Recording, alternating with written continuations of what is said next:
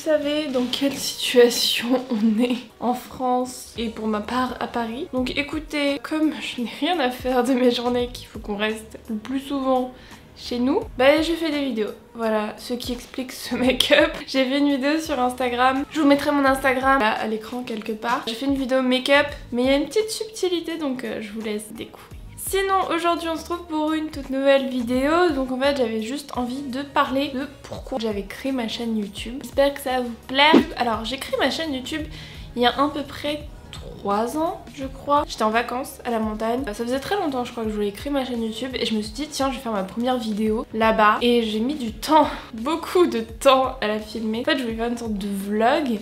Mais c'était une playlist, donc en fait j'ai filmé plusieurs petits plans de mes vacances avec les musiques que j'aimais bien, les musiques du moment. Moi je l'aime bien, pour une première vidéo, putain il y a un plan au tout début où je me présente, genre je dis c'est ma première vidéo et tout. Et je suis tellement gênée. Mais c'est ouf. Mais vraiment j'étais trop gênée, j'étais vraiment pas bien. Je crois que j'ai recommencé au moins 10 fois pour faire l'intro. Je sais pas pourquoi, alors que en soi je filme avec ma caméra, il y a personne, c'est pas en direct sur YouTube. Alors, à la base, je suis photographe et j'ai commencé à faire de la vidéo pendant mes études. En cours, on nous a proposé un projet. On devait faire une pomme, donc une pomme POM. C'est un petit objet multimédia et il fallait mélanger en fait le son, la photo et la vidéo. Il fallait que ça dure à peu près 1 minute. Et donc c'est à ce moment-là que j'ai fait ma toute première vidéo. Je pense que j'en avais fait avant. C'est à ce moment-là que j'ai vraiment aimé la vidéo. D'ailleurs, je vous mettrai la vidéo en barre d'infos. Ça s'appelle La Distraite.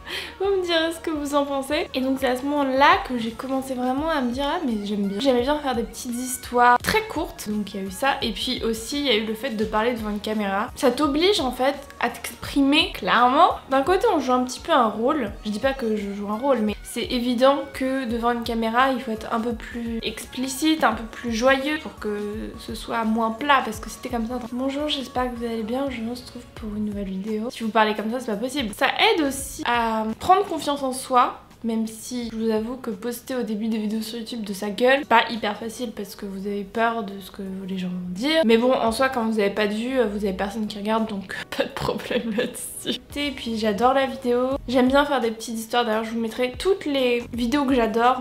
Donc des petites vidéos d'1 minute, 2 minutes, d'ambiance où je raconte des petites histoires. Par exemple, là, il y a pas très longtemps, j'ai sorti une vidéo sur le confinement. Vraiment pas longtemps, elle dure 24 secondes. Et j'ai trouvé ça cool à tourner et puis ça m'amuse, j'aime bien créer des petites histoires, des choses un peu étranges. Après j'aime bien aussi parler devant la caméra, faire des trucs drôles, mais c'est vrai que cette petite part de moi qui aime bien faire des trucs chelous. Alors je voulais dire aussi que la photo aide beaucoup. En ayant une base de photos, c'est beaucoup plus simple après pour la vidéo. Vous avez déjà les petits tips, vous savez, de cadrage, parce que les deux se complètent super bien et je pense qu'on peut pas faire de la photo mais pas de vidéo. Pour moi c'est impossible, c'est juste les deux sont liés et je me verrais pas ne pas faire de vidéo. J'adore même faire les vlogs, vous voyez j'ai fait des vlogs par exemple à Valence quand j'étais à Genève. Et puis ça permet aussi de se dépasser. Oui, prendre confiance en soi, bah, c'est toujours le même sujet, de prendre confiance en soi, de sortir de sa zone de confort parce que c'est pas quelque chose qui est habituel ou qui est commun. De voir quelqu'un se balader avec une caméra dans la main et parler tout seul. Les gens vous regardent un peu bizarrement. Je vous avoue que la première fois, quand j'ai fait ça à Genève, j'étais pas bien.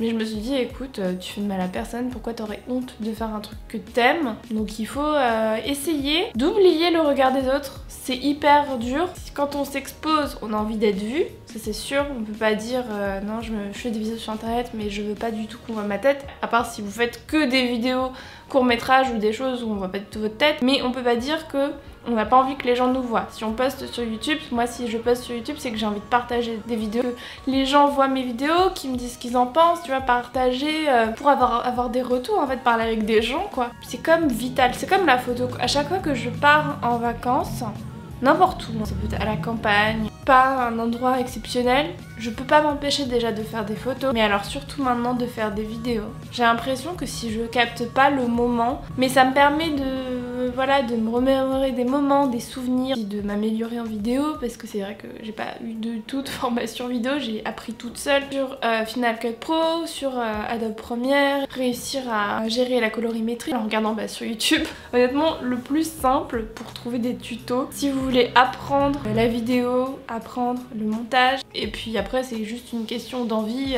J'avais tellement envie que pour moi c'est même pas un travail, même si ça prend beaucoup de temps. Quand on dit que les youtubeurs, enfin moi je me considère pas comme youtubeuse parce que je fais des vidéos mais je vis pas de ça et j'ai pas du tout envie de vivre de ça, je pense que ça me fera un peu flipper, je pense, de me dire oh je dépends des vues et tout. Pour ma part, ça me ferait bizarre et je pense que ça me ferait peur et je me sentirais pas en sécurité, vous voyez, dans le sens où il faut tout le temps produire tout le temps. Et si je vivais des vidéos, j'aurais l'impression de devoir faire des vidéos absolument que c'est une nécessité et pas parce que j'ai envie de le faire. Vous voyez, il y a plein de youtubeurs qui disent je continue à faire des vidéos mais au bout d'un moment c'est vrai que c'est plus parce que je dois, parce que si je fais pas de vidéos bah je vis pas en fait, je n'ai pas de revenus. Et moi j'ai pas envie que ça devienne comme ça. Il y a quelques temps j'ai pas fait de vidéo parce que j'avais aucune idée. J'avais envie de faire des vidéos mais je n'avais pas d'idée. Enfin j'ai pas envie de m'obliger parce que j'ai envie que ça reste quelque chose de cool. Et donc là j'ai eu une envie tout d'un coup de faire des maquillages. Bah écoutez, je fais des maquillages parce que j'ai envie en ce moment de faire des maquillages. Même si j'aime pas le fait de faire des tutos, d'expliquer, je préfère faire des petites vidéos.